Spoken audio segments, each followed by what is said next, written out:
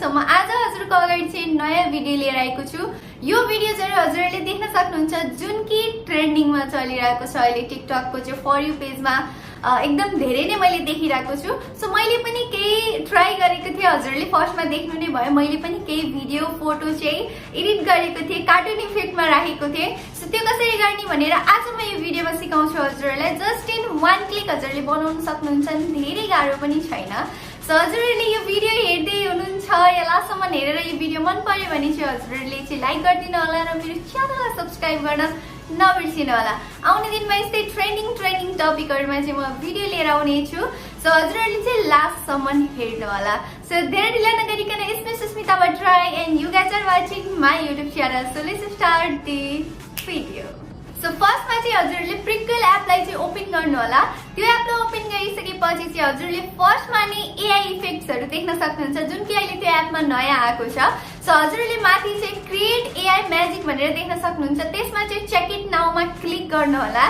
त्यसपछि check it नाउमा click गरिसकेपछि त्यहाँनिर स्क्रल गर्दै जानुहुन्छ भने धेरै खालको हजुरले इफेक्ट्स देख्न सक्नुहुन्छ। सो स्क्रल गर्दै जाँदाखेरि चाहिँ मैले चाहिँ यहाँनिर एउटा इफेक्ट लिएँ। एउटा इफेक्ट लिइसकेपछि चाहिँ मैले त्यहाँनिर युज प्रिसेटमा क्लिक गरेँ। क्लिक गरेर एउटा फोटो सेलेक्ट गर्छु। फोटो सेलेक्ट गरिसकेपछि त्यहाँनिर चाहिँ इम्पोर्टिङ हुन्छ, हल्का इम्पोर्टिङमा चाहिँ टाइम लाग्छ बिकज नेटवर्क राम्रो हुनुपर्छ।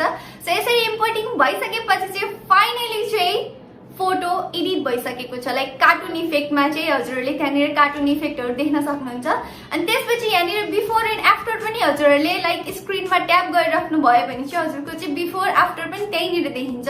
सो मैले चाहिँ माथि चाहिँ इफेक्टमा क्लिक गरेँ। इफेक्टमा क्लिक गरिसकेपछि चाहिँ हजुरहरूले त्यहाँनिर चाहिँ लाइक त्यही इफेक्टमा क्लिक गरेर स्याचुरेसन घटाउन बढाउन सक्नुहुन्छ। लाइक फोटोमा कतिको स्याचुरेसन राख्नु छ या स्याचुरेसन राख्नु नै छैन, हजुरहरूले त्यसरी एडिट गर्न सक्नुहुन्छ। सो यसरी एडिट गरिसकेपछि हजुरले तल इफेक्टहरु चेन्ज पनि गर्न सक्नुहुन्छ। माथि चाहिँ एरोमा क्लिक गरेँ, त्यसपछि सेभ इमेजमा मैले क्लिक गरेँ।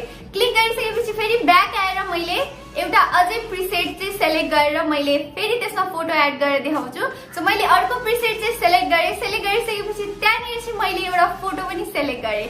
सो फोटो सेलेक्ट गरेर फेरि त्यसलाई मैले चाहिँ इम्पोर्टिङ गरेर चाहिँ यसरी एडिट गरेको छु।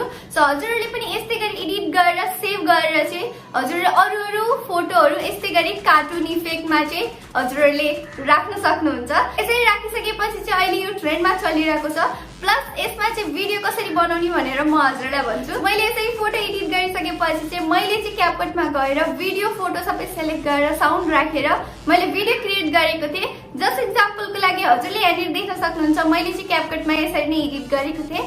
त्यसपछि मैले क्यापकटबाट सेभ गरेर चाहिँ टिकटकमा अपलोड गरेँ। सो हजुरलाई यो प्रोसेस कस्तो लाग्यो र हजुरलाई फोटो मात्र एडिट गर्नु छ भने हजुरले फोटो मात्र एडिट गरेर अपलोड गर्न सक्नुहुन्छ कतै पनि, या हजुरले भिडियो पनि त्यसैबाट बनाएर अपलोड गर्न सक्नुहुन्छ। लाइक भिडियोमा चाहिँ एप्लाई गर्न मिल्दैन, बट हजुरहरूले चाहिँ फोटोलाई चाहिँ भिडियोमा क्रिएट गरेर यस्तै गरी एनिमेसनहरु राखेर चाहिँ बनाउन सक्नुहुन्छ।